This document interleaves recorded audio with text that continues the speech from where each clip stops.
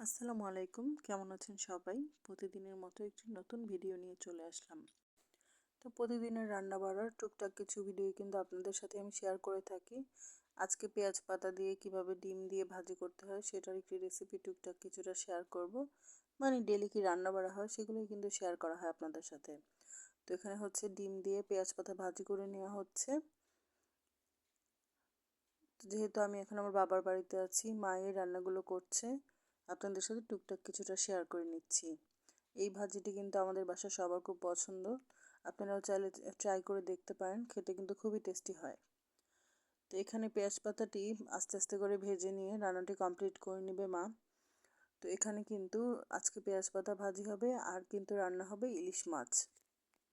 তো এভাবেই সিম্পল একটি দিনের রান্না বাড়া কিছু শেয়ার করলাম আপনাদের সাথে। ভিডিওটি যদি ভালো লেগে থাকে অবশ্যই আমার চ্যানেলটি সাবস্ক্রাইব করবেন, আমার পাশে থাকবেন। তো ইলিশ মাছগুলো এখানে ভেজে নেওয়া হচ্ছে।